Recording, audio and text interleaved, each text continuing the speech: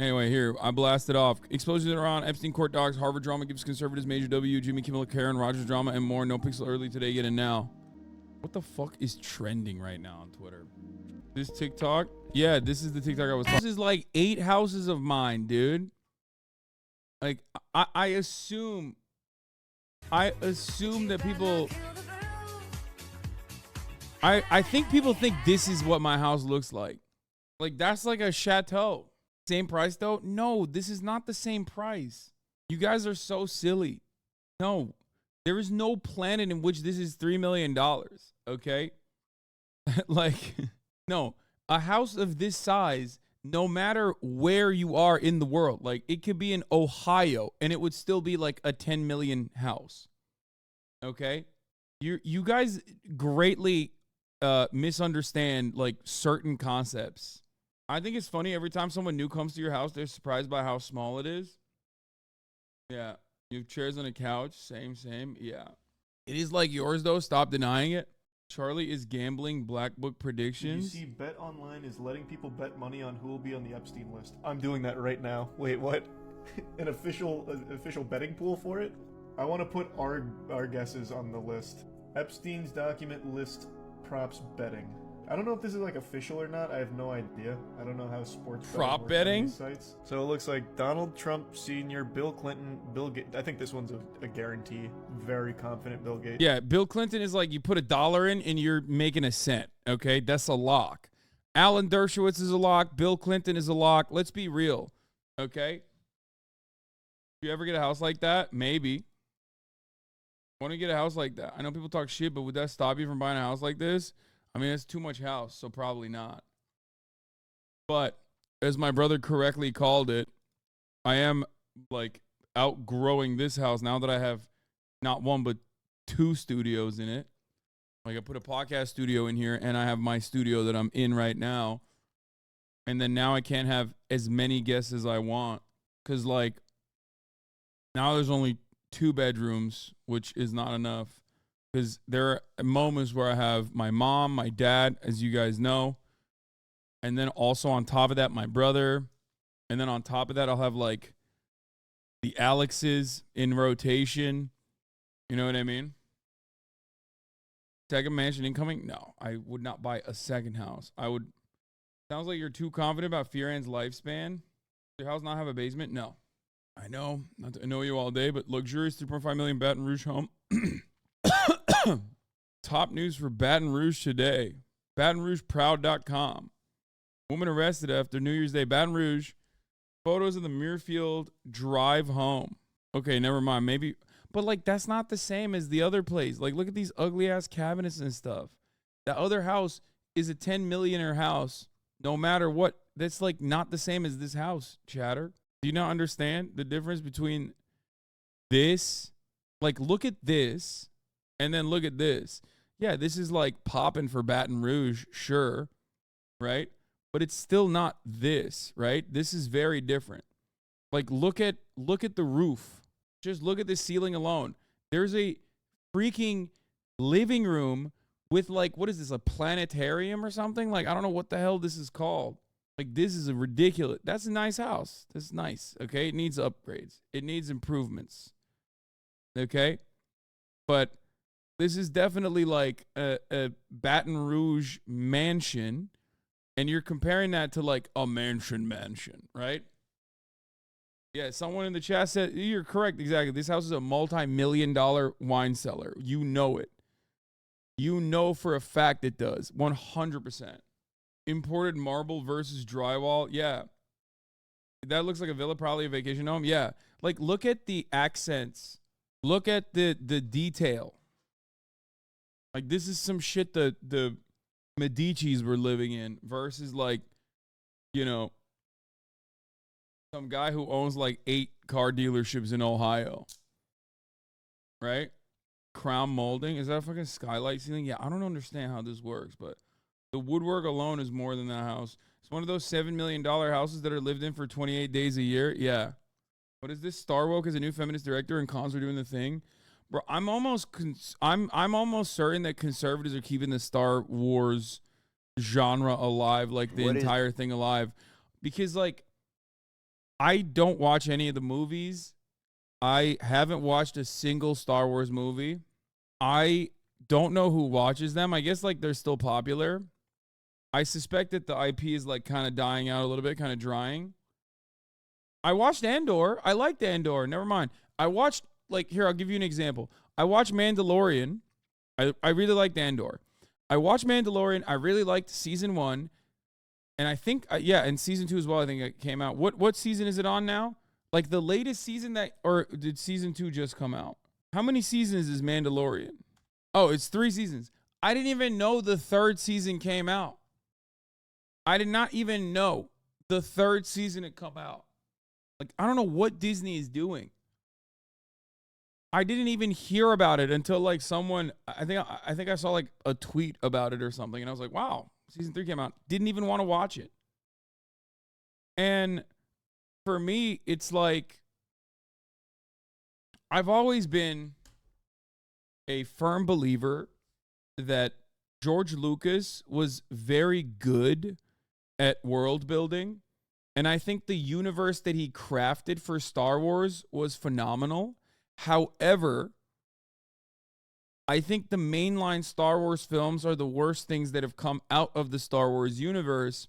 And I think like Knights of the Old Republic, for example, has a significantly better story and better lore in general than like the original Star Wars. Like the original trilogy is pretty basic stuff. Now the original trilogy is sick. I mean, it's basic. The OG trilogy movies are basic. Like it's good. It's good for what it is, but it's super basic. It's a super basic story. Come on. And it's not bad. I wouldn't say that it's bad at all, right? I watched the first 6 Star Wars movies, right? I watched the prequels and the original trilogy, and they're all great. Especially the OG, the OG trilogy is phenomenal, but it's also it's a very normal story. It's a classic, underdog going up against great odds, that kind of thing, right? So I do feel as though, and I haven't really watched anything else other than the first 6, but I will say that the world in and of itself is genuinely, it's the hero's journey plotline, exactly. The world in and of itself is actually very solid. So there's so much you can do in that universe. And I don't know why they always go for like massive world-changing events rather than something like Andor, right? Andor is a great example because it's like, what would a normal guy do? Or even The Mandalorian is pretty decent in that situation because it's like, you're not, I think that there's a lot more that you could do. And if you're going to do, world-changing events, if you're going to focus on like, real massive world-changing events, like you can make it a little bit more interesting than the regular hero's journey, and focus on something like Knights of the Old Republic. You got to admit the capital's democracy to fascism process was cool to see. Sure. It's funny that they have a vast universe and they tend to focus on the same 5 characters. Yeah. Have you seen Star Wars Clone Wars? George Lucas imagined it like the Star Wars Band of Brothers. To ground a story in an insanely big universe. Is a claustrophobic world limited to 1 to 3 planets is great and tightens the story. Anyway, so I guess conservatives are kind of keeping this IP alive by constantly chirping about it, though. You know what I mean? So congratulations to the conservatives for keeping Disney alive, for keeping mouths fed. It makes me very happy. They're very, it's great for them. Glad that they're doing that. Star Wars has gone woke, folks. George Lucas, who crafted the story off of the Vietnam War, where America was the bad guys, okay, very deliberately. That George Lucas, his IP has turned into something woke. It's become nonsense. And I think a lot of people mistake the erosion and the never-ending profit-seeking attitude that capitalist megacorporations have in recycling, juggling IP and recycling it with wokeness. Because they're oftentimes fascist pieces of shit and also have no way of analyzing media in general. So instead of going, yeah, this kind of sucks, like it's just like getting worse and worse overall because like no one is really interested in making anything new or unique or interesting. And instead they just kind of go, oh, they put a black person in it and that's why it sucks. And it's like, no, dog, that's a you thing. Okay? That's a you thing. You saw a black person and you were like, this sucks. And it's kind of weird and gross that you were saying that. Okay? Now, having said that, do corporations often engage in that IP juggling, IP recycling with, like, you know, race swapping or whatever? Like, they do that, yeah. Or gender swapping. Like, they'll be like, yeah, here's the exact same IP, but this time, what if the main character was black? And it's like, okay, yeah, make something new, dog. Come on. Like, instead of beating a dead horse, make something fucking new. I want to see something new, right? And that does make sense. That does genuinely make sense, but that goes more in line with what I'm talking about and not what these guys are chirping about. Is the balance of activating a force for change, but also trying to permeate that patriarchy, that power structure, and is that a part of the calculation of your art as well, and what's been the reaction to that? Oh, absolutely. I like to make men uncomfortable. I enjoy making men uncomfortable. Not you, just not you. Not you. Point taken, point taken. But, you know, it is important to be able to look into the eyes of a man and say, I am here, and recognize that. And recognize that It's easier for a studio to make a historical Viking into a black woman than telling a moving historical tale that's set in Africa. Yeah, for sure. No, yeah. I am working to bring something that makes you uncomfortable, and it should make you uncomfortable because you need to change your attitude. And it's only when you're uncomfortable, when you're shifty, when you have to have difficult conversations that you will perhaps look at yourself in the mirror and not like the reflection, and then say, maybe there is something wrong with the way I think, or maybe there is something wrong with the way I am addressing this issue. So what happened? People are mad about this. Here's the feminist director of the next Star Wars film saying that her goal is to make men uncomfortable. This movie's destined to be Disney's biggest flop yet. Yeah. Yeah, Matt Walsh is right. This is, yeah, she said, I'm going to use the Star Wars franchise to make men uncomfortable. Be a fucking man is what I say. Okay? Be a man. Why are you, as a man, not dying in war? Why are you, as a man, chirping about, oh my God, Star Wars is going to make me uncomfortable? Why are you, as a man, getting uncomfortable by watching Star Wars? Movie ain't even out yet, and you're already priming yourself to be upset about your Star Wars.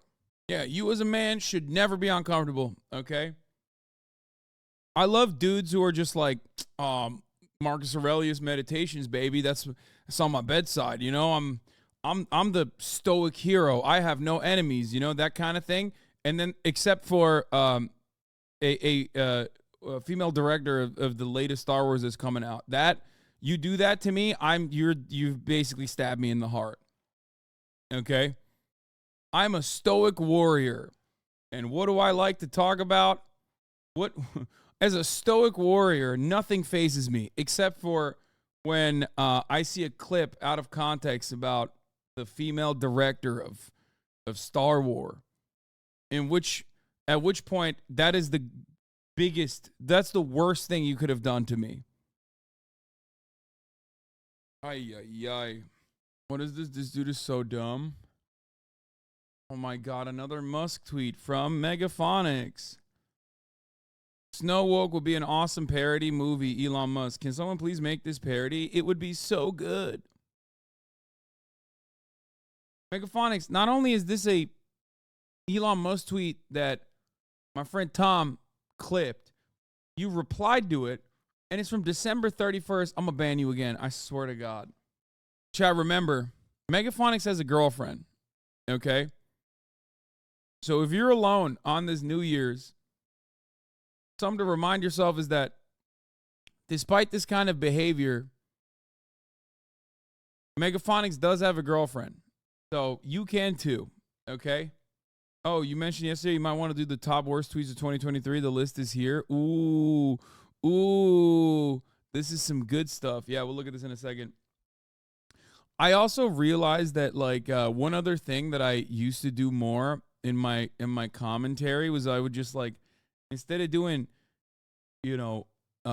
straight mainlining news, I would look at commentary and address some of the talking points and stuff, and I haven't really been doing that. Has Ben Shapiro done anything recently? I haven't really heard from him. I haven't even seen anything that Ben Shapiro's done in a while.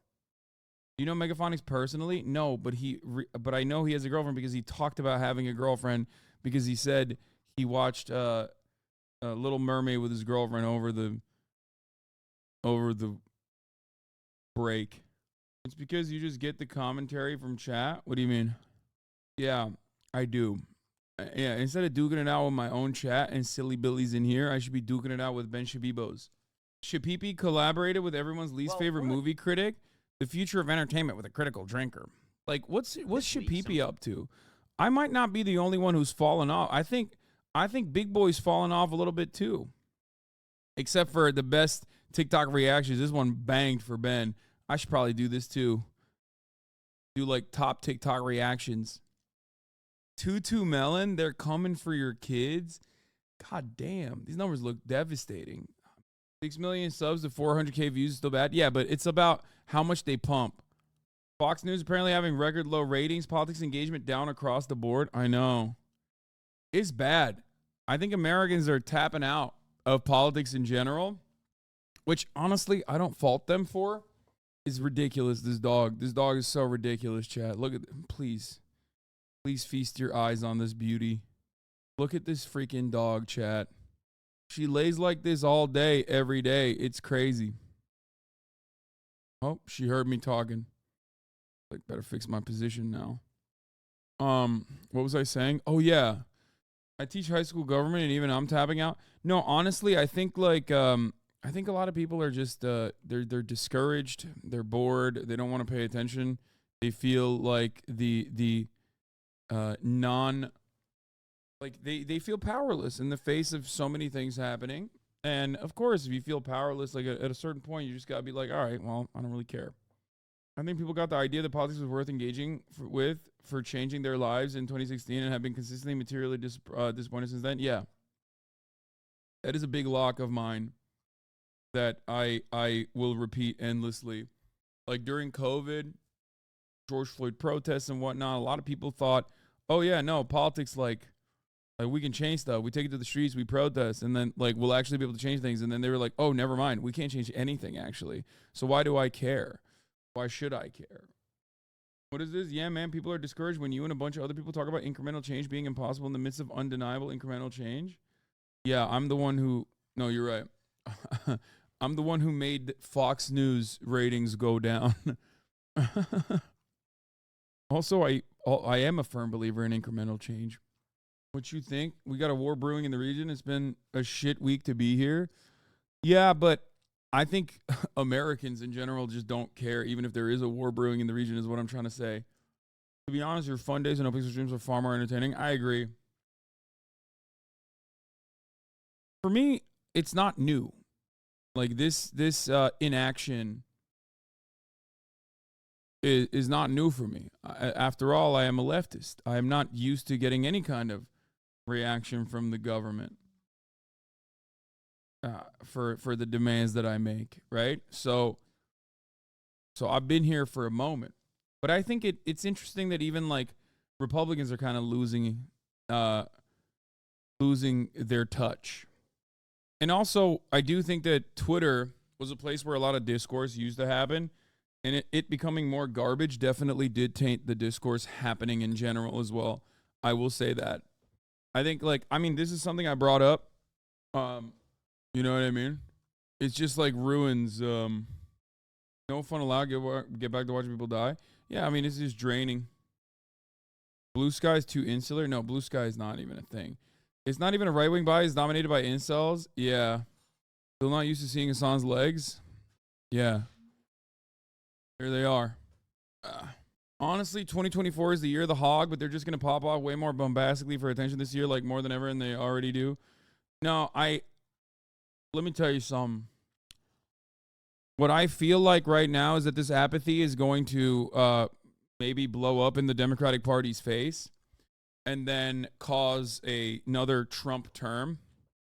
I fear that it will cause another Trump turn. The lack of response from the Democratic Party to the alarm bells ringing about polls is legitimately worrisome. And I think that you'll see if there's another Trump term, there will be yet another anti-Trump galvanization, I guess. Ethan better be sending you hella Teddy Fresh care packages for Kai Cam advertising like that. I mean, yeah, I'm Teddy Fresh down. I'm wearing Teddy Fresh socks right now. ID on the cardigan, I have a Y3 in a similar cut, but it says Y3 on it. I like the design. Looks like Biden is going to legalize weed for some help. We might be in the federal legal weed. Breaking, DEA reviewing marijuana's classification per punch bowl. Yes, that would be a solid move from Brandon. I think Dems are assuming they can wait till after Labor Day and run on abortion. Yeah. Do you think Dems' disdain for Trump is fake, like a useful distraction? No, I think Democrats do despise Donald Trump. What is this? I think Democrats definitely despise Donald Trump. What do you mean? It's like their one tangible political perspective that unites everybody is their distaste for Donald Trump. He's got time. He's got a timer right, so the Supreme Court will challenge it after the election, like with student loan relief.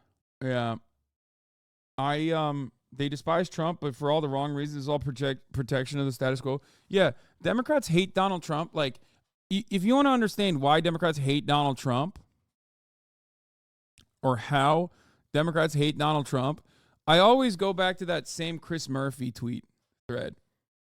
Chris Murphy, Connecticut Senator Chris Murphy, while Donald Trump was president, tweeted out an entire thread. I think he was on the Senate Intelligence Committee. Tweeted out a thread about how Donald Trump had ruined doing soft coups in Venezuela with his incompetence. And to me, that was like a perfect moment, like a incredibly revealing attitude. Like, Democrats hate Donald Trump. The Democratic politicians hate Donald Trump because he's like incompetent and bombastic and annoying and uses the bully pulpit in like terrifying ways and bad ways. But overall, it's like they don't deviate all too significantly or all that much from his policy framework at all, especially as it pertains to foreign policy or even tax cuts. They hate Donald Trump's economic policy because of his social policy. They don't actually oppose much of the economic policy on his merits. Yeah. Like, that's why. And also, Democrats love being in a position of no power, so they love posturing like they have. They love turning commie under the Trump administration, like Kamala Harris being a loud supporter of Medicare for all. If you recall, like, there were people who would come into my chat, for those of you who are still in here from like before 2020, there were people in 2020 that would come into my chat and tell me Kamala Harris, or in 2018, come into my chat and tell me Kamala Harris is more progressive than Bernie Sanders. Here is an article I read, and here are Kamala Harris's marks on her progressive policy track record. And it was just like, that's the most insane thing I've ever heard, man. I don't believe that for a moment. Most of Brandon's policies are old Trump holdovers. We'll see more of that manifest as well, definitely. I mean, that's how it always works. Republicans push the country to the right, and then Democrats basically either stop it or calcify that right-wing shift. They make that right-wing shift permanent. They normalize it. And then Republicans come back in, they push it further right, and Democrats run against it and then don't actually end up reverting back to the norm or pulling the country back to the left and just basically keep it right there or move the Overton window a little bit more in a more marginal way. That's devastating. But yeah, this is the tweet. Then it got real embarrassing. In April 2019, we tried to organize a kind of coup, but it became a debacle. Everyone had told us they'd rally to Guaido, got cold feet, and plan failed publicly and spectacularly, making America look foolish and weak. You make it sound like the Republicans are the trendsetters. Under a capitalist organization of the economy, the reactionary elements are the trendsetters. If you can't recognize that, I don't know what to tell you. One story that I covered briefly yesterday is a phenomenal example of how Republicans are the trendsetters when it comes to politics in this country. What do I mean by this? Sure, liberals themselves might own culture. They might own Hollywood, right? Overall, that part is true, right? You can maybe move the needle on in terms of social justice a little bit. However, when we think about like how much of the political arena is dominated by right-wing reactionary rhetoric in the face of Democratic Party incompetence, I mean, think about every single thing that we talk about. Claudia Gay and her resignation from Harvard is an example of this, right? Trans women in sports and trans girls in high school athletics is another incredible example of this. CRT in schools and how we must stop it is another example of this. When reactionaries don't have something to fight against, like Democrats genuinely putting forward progressive legislation that they have to actively undermine and actively push against, they end up dominating the conversation. And when they dominate the culture, when they dominate the political sphere, well, what are they going to do? They're going to do the one thing they know how, which is pull back on social liberties, pull back on civil liberties, and continue fighting, finding new enemies, finding new villains. And they'll do it even if they don't have a real audience for it. They'll set it up for the future. So on that note, let's get to, I guess, a different part of the world, Iran specifically. That's going to be the top news story of today.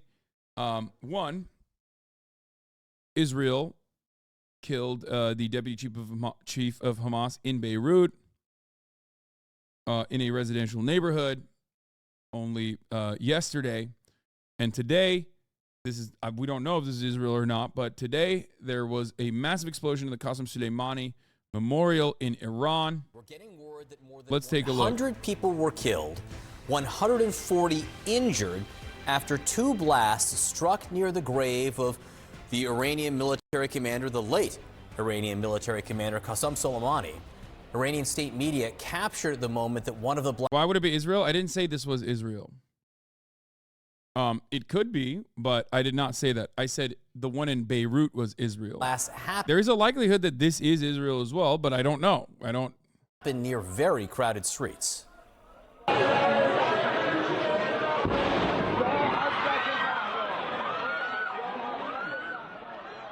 hear the fear in the screams there. According to Iranian state media, officials describe the explosions. They are calling these explosions a terror attack. CNN's Nada Bashir is following this for us. Nada, what is the latest? Well, this is certainly a developing story, John. We are still getting more details from officials and media on the ground in Iran. But in the last hour or so, we have seen that death toll steadily rising. At least 103 killed and 141 injured, according to state media in Iran, citing officials on the ground. Some of those injured are said to be in a critical condition, and we have seen that dramatic footage emerging from the scene, showing crowds running away from the site of the blast. We've seen seen ambulances and emergency services gathering, rushing people to nearby hospitals. Now, of course, we are still getting more details around the specifics around these twin blasts, according to state media, again citing officials on the ground. The first blast took place about 700 meters away from the burial site of the late Iranian commander Qasem Soleimani. The second blast took place about a kilometer away from the checkpoints and path in which I don't know why they put the terror attack in air quotes. Like, what are they? Like, are they saying like it might not be a terror attack? Like, what is it like? Like, was it not an explosion? I don't understand. But hey, listen. It's they're quoting the Iranian government. I guess maybe that's the reason. The thing is. The thing is, like, this could be Israel, this could be CIA, this could be Kurdish militia groups or something. I don't know. It could be like internal anger as well. If I were to, I'm not a gambling man, but if I were to place a bet on who is the most likely culprit, I would most likely say it is. Maybe not even the CIA, really. I feel like it's domestic terror for some reason. Yeah, it could be. It could be domestic terror. It could be because, like, I mean, you got to look to who does not favor Qasem Soleimani. So, I don't know. Been passing through to visit the burial site. Now, important to note that there would have been huge crowds at the time of these blasts. Today marks 4 years. Like, but if it's MEK backed, militants or something like that, then it's America, 100%. Like, then it's, then it turns into absolutely an American invention. Since the commander Qasem Soleimani was killed in a U.S. strike on Baghdad International Airport, ordered by then U.S. President Donald Trump. So we would have been expecting to see huge crowds around there. And of course, this comes at a time of heightened tensions in the region. And while we are still waiting to get more details around the specifics of the motive, perhaps behind the attack, who may have... Bro, he's dead. It's not about him. It's about hitting a place where there's a lot of people. No, I know that. But the symbolism is that it's not just his grave that they blew up. It's his grave that they blew up during the commemoration, which implies that it's going to be mostly his, supporters, people who support the Iranian government, people who supported Qasem Soleimani. Because when you're engaging in an act of terror, you have to figure out. Like, there's a lot of symbolism at play. You figure out what your target is, and then you think about, like, who's going to be there, who the victims are going to be there. They're not just, like, blowing up a random mall. They're very specifically looking at a commemoration, or I guess it's not really a funeral, but it's in his grave site, right? So there's a reason. Like, acts of terror always have a reason. They might be bad reasons, right? And in plenty of instances, those reasons aren't great. But if you're targeting his memorial service, you have to look to who the victims are going to be, the overwhelming amount of civilians that are dying as a consequence of this. You have to look at what their ideological goals are, what the goals of the regional actors might be, if they are involved in it. And that's something to consider. That's why I said, like, it's got to be someone who's positioned. It's got to be a group that is ideologically positioned against Qasem Soleimani and against Qasem Soleimani's supporters. Carried out the attack. Iranian state media, again citing officials, have characterized this as a terrorist attack. But again, there are tensions mounting around the region, particularly when it comes to groups that are either allied to or backed by. Like, this is a ridiculous way to frame it, though. Like, what do you mean? You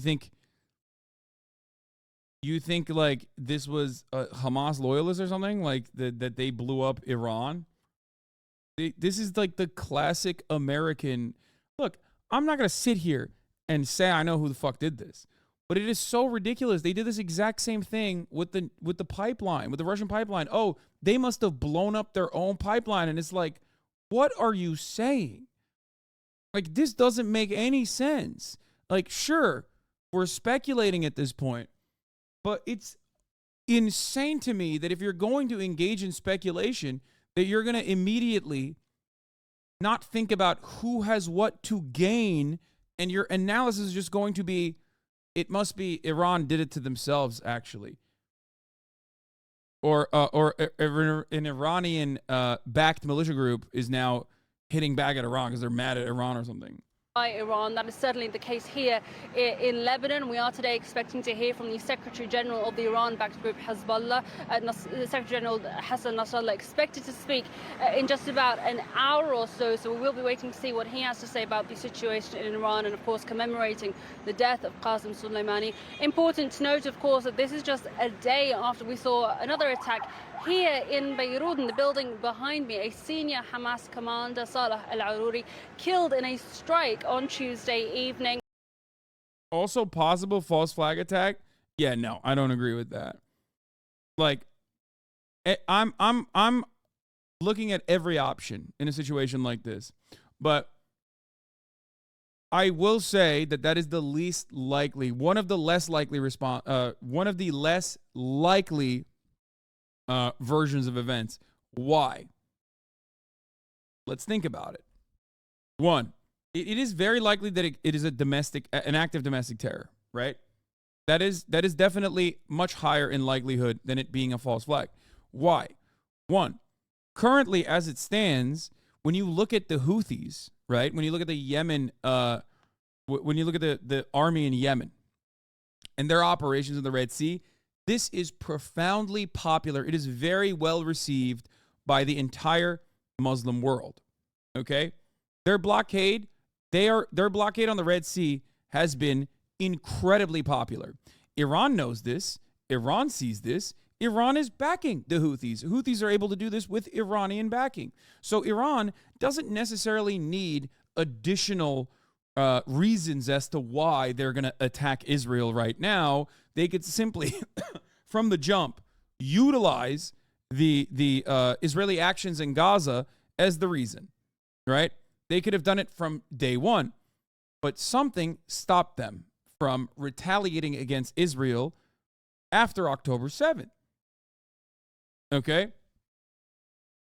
My speculation on the matter, and we do have very limited information on this, is that I think behind closed doors, and sometimes even publicly, the Biden administration was working on at least cooling the tensions between the United States and Iran, and that Iran was responding positively to the cooling of the tensions and the potential normalization. This is why every single regional actor, including Israel and the United States of America, and even Iran itself, openly stated that they had nothing to do with October 7th. On October 8th, every single regional actor immediately came out and said, and every single superpower that is involved in this said, Iran has nothing to do with October 7th. They would not do that if there was no genuine effort to basically cut a deal or try to at least cool tensions and try to normalize relations with Iran in general. Even Israel said, we don't believe Iran is responsible for October 7th. And remember,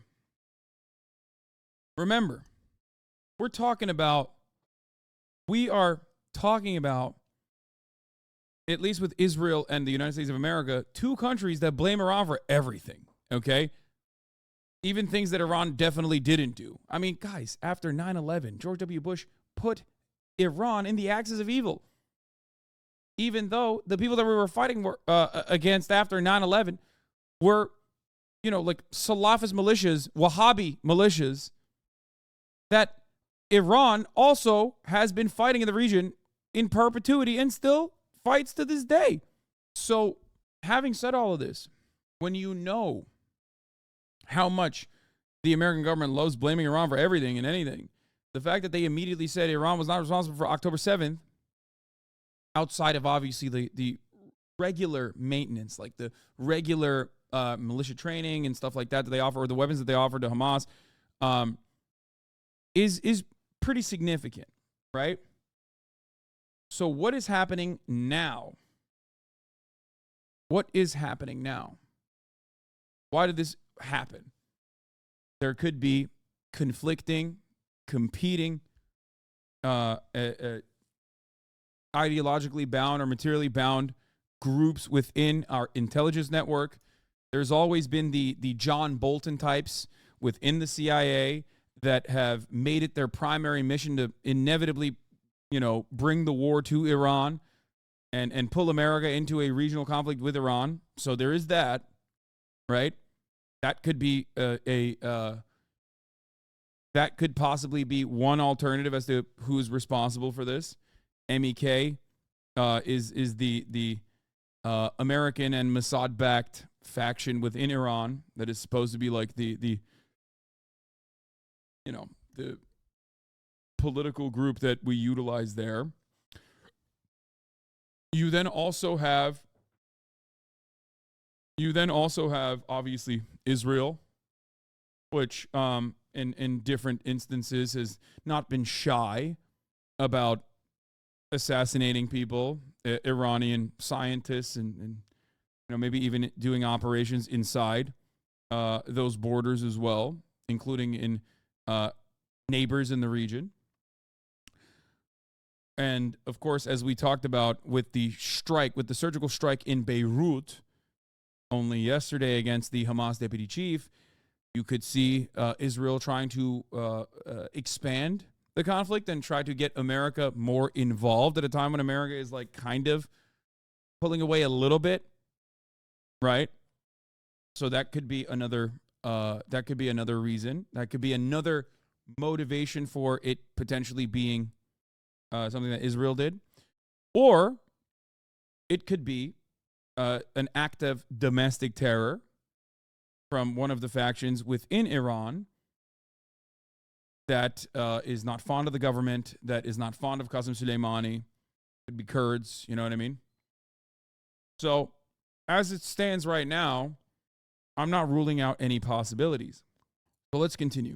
According to a U.S. official, that strike was... Motherfuckers said America is pulling a little bit from Israel. Yes, I meant like the carrier. One of the carriers is leaving the Mediterranean Sea. And yes, like Israel itself is also shifting troops and lowering troop presence in Gaza. So that all spells that like tactics are changing. It's no longer going to be as heavy on the ground invasion front in Gaza. Carried out by Israel. Hamas certainly pointing the finger squarely at Israel, but at this stage Israeli officials neither claiming responsibility nor denying responsibility for that strike. John? Obviously a number of developments in that region. Nada Bashir, thank you for being there. Keep us posted. And let's discuss this further. Joining us now is retired Brigadier General Steve Anderson. General, good to have you today. First, just your reaction to this news out of Iran. The timing of this, especially on this day, as Nada mentioned, 4 years after the death of Soleimani. What do you make of this? Well, thank you, Rahel. Why would Israel pull troops out of Gaza? Are those troops getting ready for something else? I mean, it could be recirculating troops. I think they're lowering the number of reservists that they have in Gaza because it's very expensive to keep them there. And it's also costly because they keep dying. So, those are the reasons why they're just going to go back to like tactical surgical airstrikes and then and more limited special forces operations within Gaza. At least that's what I understand Israel is claiming that they want to do. Or they could also potentially move some of the troops over to the northern border. Maybe they're preparing for a not a ground invasion necessarily, but like maybe they're preparing for military operations coming in from Lebanon. Who knows? What is a surgical airstrike? I mean, it's like more precise weaponry being used. So, these are all different opportunities, I guess. These are all different. There's many different actors here, and there's different motivations. It could be a lot of different people. They're waiting on a 7-front war. I mean, what? Are you aware of the hell and terror Iran unleashes in the Middle East and inside Iran every day? It seems like you're an Iran apologist. It's quite worrying to listen to. I don't know how you arrived at this conclusion at all. I I don't know how you arrived at this conclusion unless you think that like me giving you factually accurate information about Iran fighting against like Al Qaeda or ISIS is in your mind somehow inappropriate and should not be mentioned at all. That fact is true. Iran operating as a religious theocracy is also true. Okay? But, you know, two things can be true at the same time. Obviously, of great concern. Through their proxy groups and terror on the Balakua and Kurds, daily executions and torture. Yeah, as far as their proxy groups goes, I quite literally mentioned the Houthis and Hamas and Hezbollah. I don't know what you're talking about. As far as like what they are doing, do I align politically with the Houthis? No. Do I think that what the Houthis are doing in terms of the blockade that they've implemented in the Red Sea being a profoundly successful move by a group of individuals that have come out of a genocide that our other regional ally, Saudi Arabia, was engaging in with our weapons? Yeah, no, I think that's something that a lot of other regional power players claim that they want to do, like Erdogan, and don't actually do. Anyway, that tensions. Having said that, none of this makes it appropriate for 100 plus civilians to die in Iran in a terror attack near the Soleimani grave. Could escalate, and there would be more bloodshed, and somehow what's going on in the Gaza Strip escalates to something much bigger. But I can tell you right now, I mean, I don't know for sure, but I'm going to go out on a limb here and say the United States had absolutely nothing to do with this. My suspicion is that this is an internal issue within Iran, particularly if you look at what was targeted. Soleimani, who was taken down 4 years ago by the United States. But the last thing we want to do is take out civilian casualties like this and to escalate tensions. I mean, everything's already on edge. Wait, I'm sorry. Was targeted. Soleimani, who was taken down 4 years ago by the United States. But the last thing we want to do is take out civilian casualties like this and to escalate tensions. I mean, everything's already on edge right now. When I think about restraint and taking out civilian casualties, and who's the best at doing and exercising such restraint, I think America. You know, it's like me saying I exercise restraint at the top of the hour, and then in 20 minutes, I give you a 3-minute ad break. I don't exercise restraint at all. I give it to you willy-nilly. Sometimes 20 minutes in, sometimes directly at the top of the hour. But the outcome is still the same. At the top of the hour, there's a 3-minute ad break. If you no longer want to see those ads, all you need to do is subscribe for $5 or for free with a Twitch Prime. It is additionally ironic that this general here is talking about exercising restraint on a civilian population when one thing that the United States does so frequently that is almost as damaging, if not sometimes more impactful than direct acts of terror like blowing up a civilian population, is sanctions. Okay? Is sanctions. Something that, for some weird reason, the media rarely ever covers with the same framework. Okay? We never think about that. Sanctions in Iraq caused 500,000 deaths. Okay? Sanctions in Iran, I don't even know what the numbers would look like. But sanctions play the exact same role that a direct act of terror would, in the sense that the goal for terrorism and terrorists is to cause instability. The main motivation is to do violence upon a civilian population, so much so that they turn on the regime, right? That's the goal. Or to meet the demands of the terror cell, to have the regime meet the demands of the terror cell and capitulate to whatever those demands might be. Okay? Also, here's the 3-minute ad break now. So, that's one. Sanctions work in a similar capacity. It's an act of collective punishment. It's just seen as like a totally permissible act of collective punishment because, well, which country can actually implement sanctions, global sanctions? Well, the United States of America. And the United States of America can do whatever it wants. And, you can't really complain about that at all. So, oh, yeah, by the way, the sanctions that I'm talking about aren't even the George W. Bush ones. The sanctions that I'm talking about killed at least 500,000 Iraqi civilians during Clinton's time in office. Yes. The U.S. wants war, is a dwindling empire propping up its economy with its military. I don't. Do you think his analysis here is wrong, though? What would America have to gain by doing this? It would be a huge risk. No, genuinely curious. I don't think you're wrong. That's why I said it could be a rogue faction within the intelligence apparatus that could be potentially responsible for this. Because there are certainly a lot of thirsty boys in the American State Department that have made their entire career wanting to pull America into war with Iran. But I don't believe that America stands to gain from pulling Iran into the conflict. I would say that Israel has more to gain, I guess, from pulling Iran into the conflict and therefore pulling America back into the conflict in a more meaningful way. I don't think America has the bandwidth currently to fight multiple proxy wars around the world, especially as it stands currently. Like, especially with our influence waning globally and the runway that we have for more weapons manufacturing.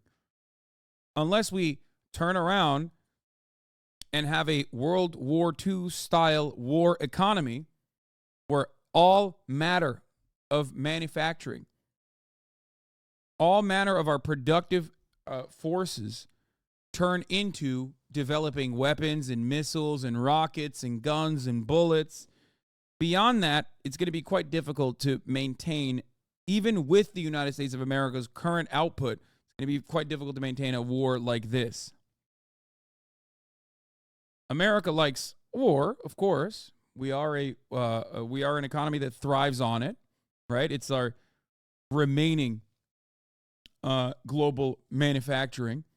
Military-industrial complex is profoundly powerful, very important to the American economy. However, having said that, there is definitely a limit to how much war we can engage in. We love proxy wars, but we don't necessarily we can do only so much proxy wars. I mean, you see it. You see it right now. The reasons as to why the United States government is now saying we got to dial back what's going on in Ukraine because what's going on in Israel takes precedent here is not because we don't have enough money. Money is fake. It's because we don't have enough bullets. And by bullets, I mean just like ammunition of different sorts. I mean missiles and dumb rockets and smart rockets. Like we don't have the arsenal to keep up two proxy wars on two different fronts where, everyone's getting depleted. Does that make sense? This is the first time I'm seeing our government in Iran, not sure who did it and not pointing fingers yet. Yeah. After the assassination yesterday of al-Ruari in Beirut. And so there's no way the United States is behind this. And I suspect Israel as well. So again, my inclination is this is an internal issue within Iran because they have a lot of competing factions within that country. And as you mentioned, I mean, that senior Hamas leader who was killed in southern Beirut, how does that complicate any conversations or negotiations about the hostages who are still in Gaza? Well, it does complicate that significantly. I would point out, though, that no doubt the Israelis are behind this, but it was a precision attack. And they very rightfully just targeted Aruri and two of his compatriots, and they didn't take out any other casualties. And so their focus has been on Hamas. And I think they've made that very, very clear that they are trying. This was so funny because, like, pretty much every single person, with the exception of, like, Israeli PR, immediately was like, yeah, Israel killed the Hamas deputy chief. And then even Mark Regev himself was like, oh, it wasn't Israel, but whoever did it, whoever killed the guy in Beirut, this is the thing that I was talking about yesterday. Okay, the Hamas deputy chief that was assassinated in Beirut yesterday. Like, well, whoever did it was really angry at Hamas, it seems, and they did a really good job. They did a really good job of how precise they were in targeting this one guy. Trying to minimize casualties in Beirut. I've been there a couple of times the last couple of years, and it's a very vibrant city, but everybody knows, where the Hezbollah areas are, where the Christian areas are, where the Shia or the Sunni areas are. And so they, everybody knows that this is not, this is where Hezbollah is hanging out, so to speak, and where Hamas, I'm sure that the headquarters there was well known. So the fact that they took it out and they minimized the casualties they did, I think is a good sign that Israel's doing everything they can to take down Hamas without escalating tensions further. What are you going to be listening for? Not to mention. He's like, wow, they're so impressive at assassinating people in a vibrant city. That's what we're doing now. God, it's so crazy to me that what is seen as like normal and valid and allowed has changed so dramatically. And I can't be alone in thinking that this will have devastating consequences. Like, this does not seem like a good thing, to me at least, from where I'm standing, where you got American officials looking at what Israel is doing and going, wow, how wonderful that they struck a totally foreign nation, okay? And like the heart of this country, one of the more densely populated areas of this foreign nation, and conducted a direct assassination, and not with like even a targeted hit squad, but directly with munitions. But they hit the Capitol and did such a good job of killing just, a couple people. That in and of itself is ridiculous. That's like America stuff. I mean, Israel's done it in the past, but not this aggressively, in my opinion. And maybe I'm wrong, but I feel like in the past, America would at least look at other countries doing America shit and be like, maybe you should dial it back. Not say, it's actually awesome, and you did a A+ job. Good job, Israel. Fuck yeah. And in the next hour or so, we expect to hear from Hassan Nasrallah. Certainly, when he speaks in this environment, a lot of people pay attention. I mean, what are you going to be listening for when he speaks? Well, obviously, we want to minimize Lebanon's involvement in this, and that's what I'll be listening for. How does he attribute this attack, and what is he calling his people to do? There's already a lot of tension on the northern border of Israel, and of course, there are 40,000 missiles aimed at Israel from north in the Lebanese area, in Hezbollah-controlled areas. So I'm going to be looking for what is he calling, his compatriots in Hezbollah. America's wholesale endorsement of the Israel atrocities is decimating his soft power with the rest of the world.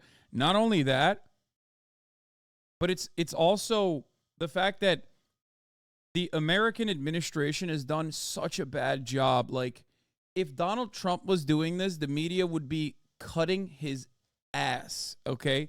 They would be making mincemeat out of Donald Trump. Can you imagine the Trump administration and its State Department saying, Israel, you need to cut it out. You need to dial it back. And then Israel is like, yeah, no, we're not going to do that, dog. And then they kill, like, I don't know, like 100 children the next day.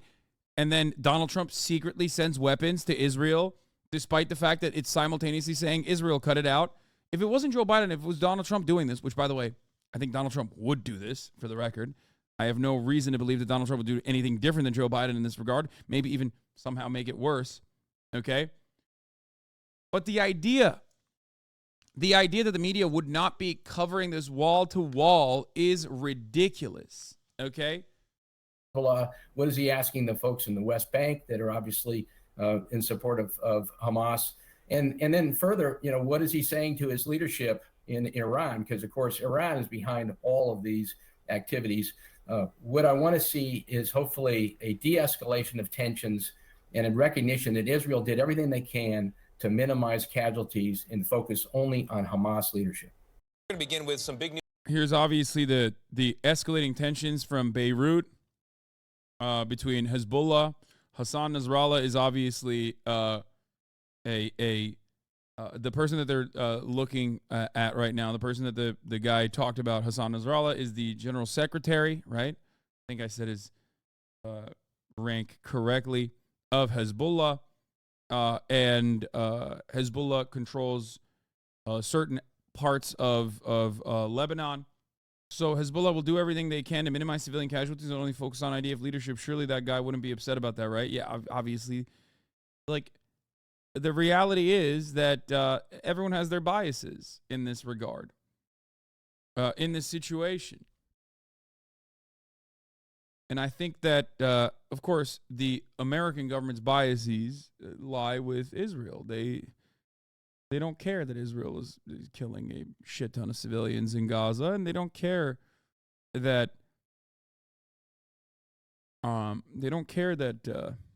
that Israel is also attacking Lebanon. They would just stop the money faucet. They'd stop the weapons faucet. You know what I mean? But they haven't. And the fact that they haven't shows me that they are interested in continuing this.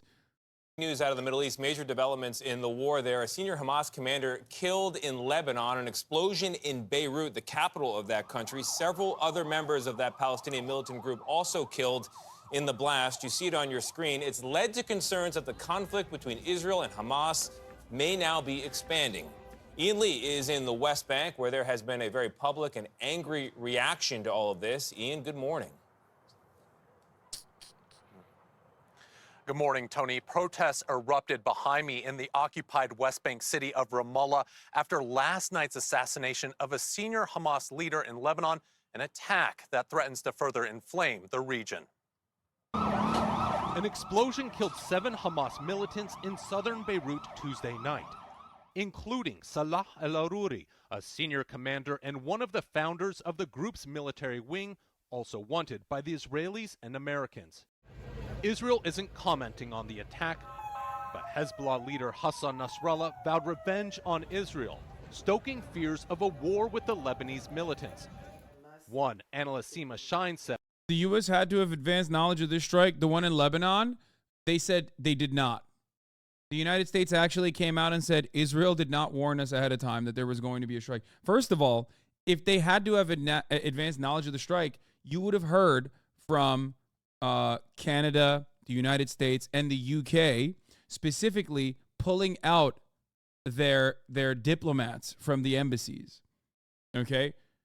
Usually, if there's prior communication between obviously allies, they will pull out they will take the initiative and pull out some of their more high priority diplomats. So I think that's probably that, paired up with the fact that the United States did come out and say they did not inform us ahead of time. And then Israel came out and said we told them as it was happening, implies that they actually did not give them prior warning that they were going to do this, which once again is more of a example of America's influence diminishing a little bit. Even with all of our allies, a bunch of them are fake friends, is what I'm saying. Okay? I think they're fake friends.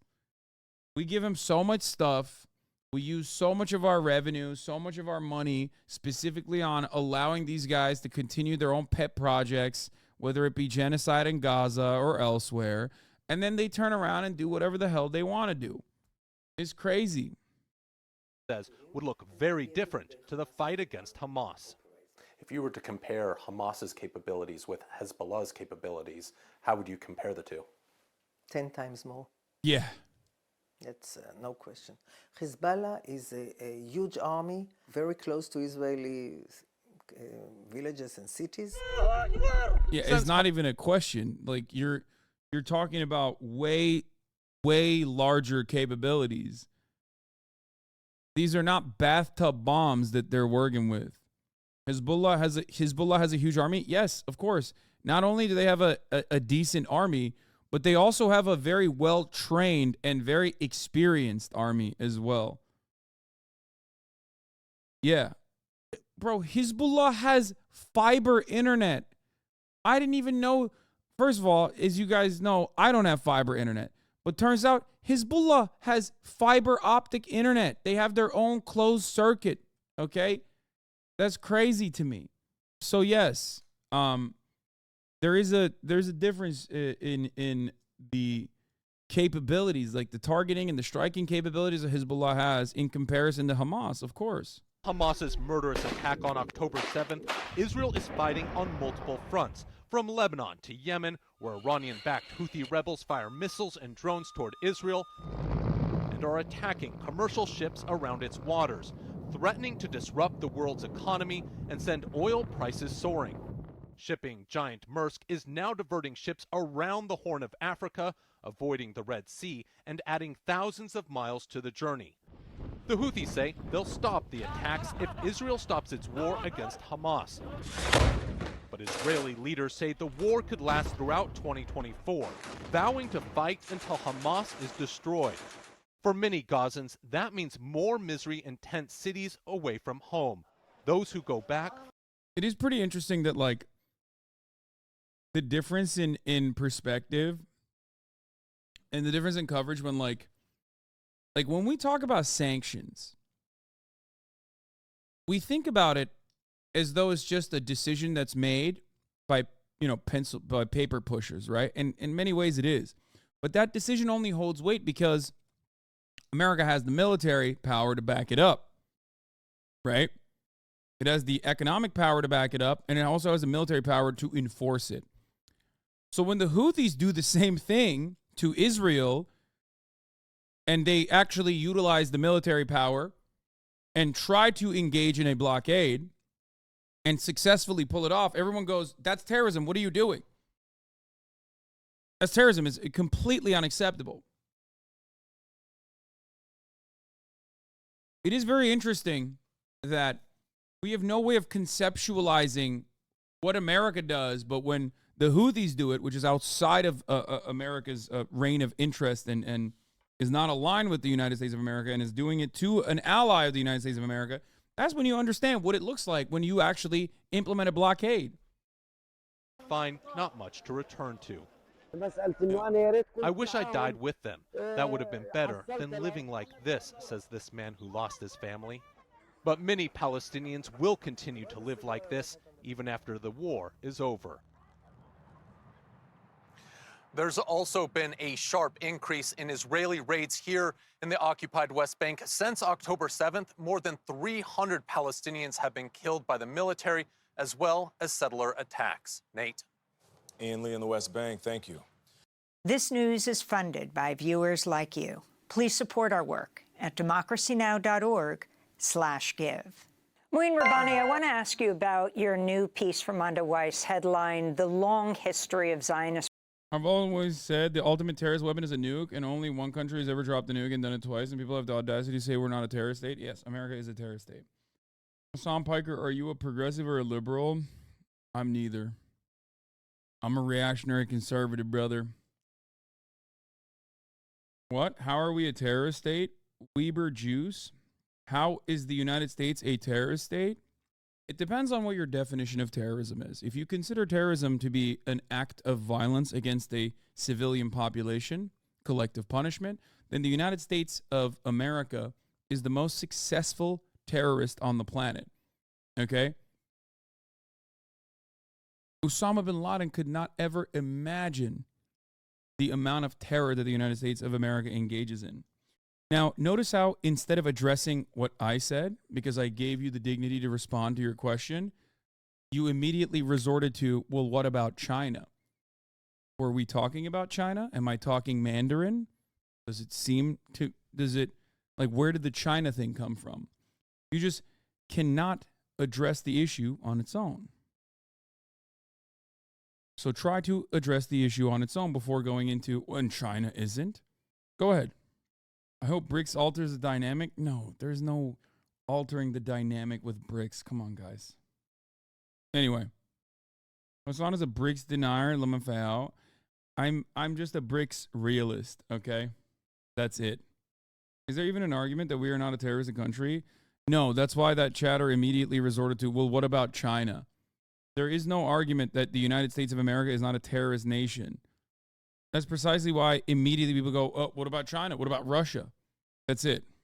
Because the goal in that circumstance is for me to turn around and be like, well, Xinjiang is one thing, but despite that, as far as like conflict overseas goes, America is still, pound for pound, definitely more devastating on the planet than China is, right? So then when I bring that up, it's like, oh, look at him. He's defending China. He loves China. He thinks everything that China is doing is great.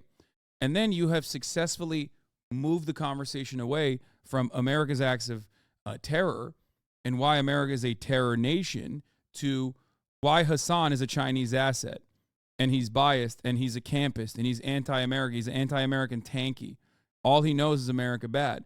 I didn't say China good, right? I just don't understand why people have to go to extremes with how we act around the globe. Did we kill civilians in Afghanistan and Iraq? Yeah, but that isn't terrorism.